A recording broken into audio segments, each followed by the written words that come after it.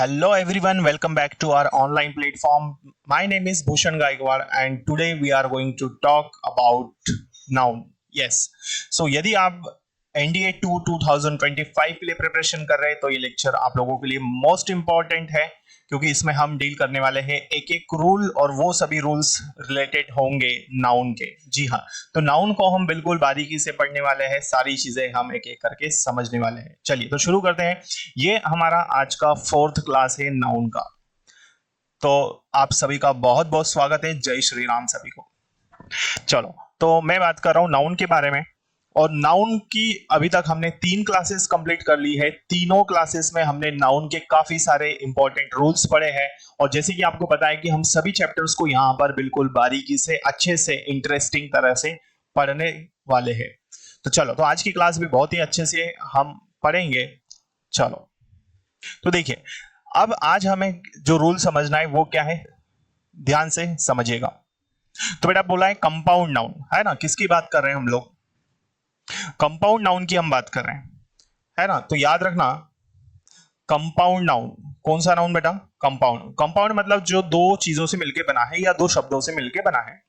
तो यदि हमको कंपाउंड नाउन का प्लूरल बनाना है तो उसका प्लूरल हम क्या करेंगे कि उस शब्द के, उस नाउन के रूट वर्ड को या मेन वर्ड को या फिर प्रिंसिपल वर्ड को, है ना, प्लूरल बनाकर हम उसका प्लूरल बनाएंगे। तो सिंपल सी बात है। बात किसकी कर रहे हैं बेटा? हम लोग कंपाउंड नाउन की बात कर रहे हैं कि कंपाउंड नाउन का यदि हमें प्लूरल बनाना है तो हम कैसे बनाएंगे कंपाउंड नाउन का प्लूरल? उसके मेन वर्ड को हमको प्लूरल बनाकर उसका प्लूरल बनाना होगा। ठीक है, देखो तो कंपाउंड नाउन क्या है, देखो जैसे यहां लिखा है इंजीनियर इन चीफ। क्या लिखा है बेटा? Engineer in chief. तो भाई इंजीनियर इन चीफ लिखा है तो इसमें मेन वर्ड क्या है हमारा? तो बेटा इसमें मेन वर्ड है हमारा इंजीनियर, है ना। बाकी इन प्रेपोजिशन है, चीफ यहां पर दूसरा वर्ड है। तो इंजीनियर इन चीफ ये 3 शब्दों से मिलकर बना है, इसीलिए हम इसको कहेंगे कंपाउंड नाउन। इसीलिए हम इसको क्या कहेंगे? Compound noun. अब इसके मेन वर्ड को हमको प्लूरल करना है। तो देखिए मेन वर्ड क्या है इसमें? इंजीनियर है और इंजीनियर में हमने एस लगा दिया तो इसका प्लूरल बन गया। तो ये क्या बना? Engineers in chief. तो इस तरह से हमें कंपाउंड नाउन का प्लूरल बनाना है। क्लियर? चलो आगे देखो। फिर दिया commander in chief. Commander in chief में यदि आप देखें तो कमांडर मेन वर्ड है हमारा। तो कमांडर को हम प्लूरल करेंगे और हमें पता है कि जनरली किसी भी नाउन को प्लूरल बनाने के लिए हम उसमें एस लगाते हैं, है ना। ये हमने क्लास 1 में पढ़ा था।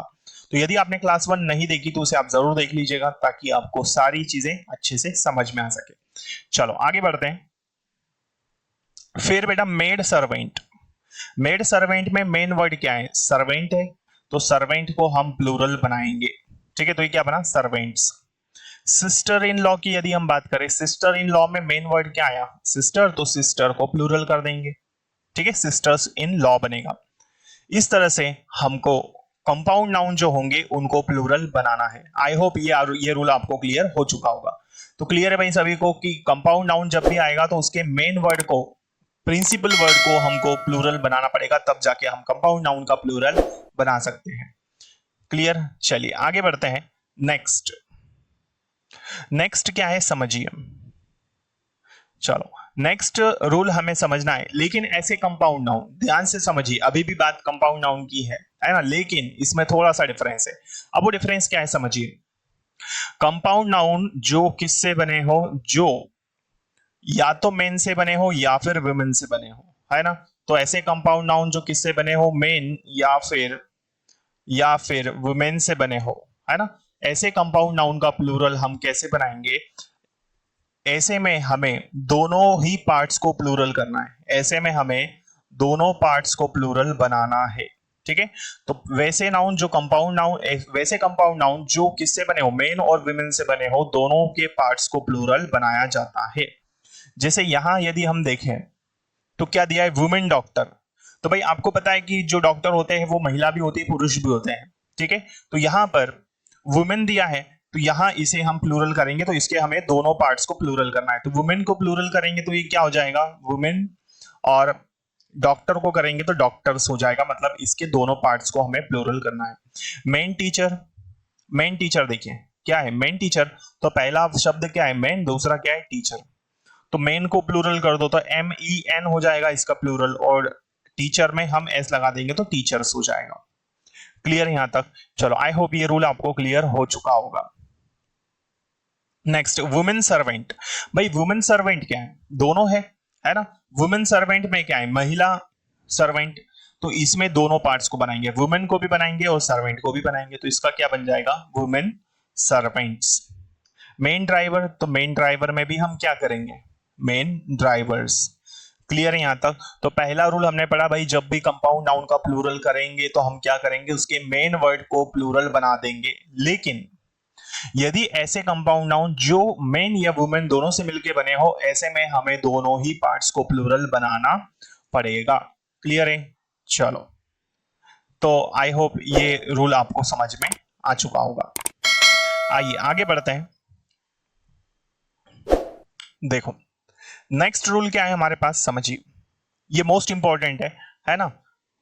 तो किसी लेटर को आपको प्लूरल बनाना हो, किसी एब्रिवेशन को प्लूरल बनाना हो, या कोई वर्ड यदि प्लूरल बनाना हो, कोई डिजिट यदि आपको प्लूरल करना हो, तो दोस्तों याद रखिए, तब हमें क्या करना है? उसमें एपोस्ट्रॉफ S लगाकर उसका प्लूरल बनाना है ना। तब हमें क्या करना है? उसमें एपोस्ट्रॉफ S लगाकर प्लूरल बनाएंगे, ये लिखा। ठीक है, तो लेटर को प्लूरल करना है, कोई अंक हो, एब्रिवेशंस हो, या फिर वर्ड हो, तो उसमें हमें एपोस्ट्रॉफ S लगाकर प्लूरल करना है। एपोस्ट्रॉफ S का मतलब होता है ऊपर कॉमा और S। जैसे यहां यदि हम देखें तो क्या लिखा है?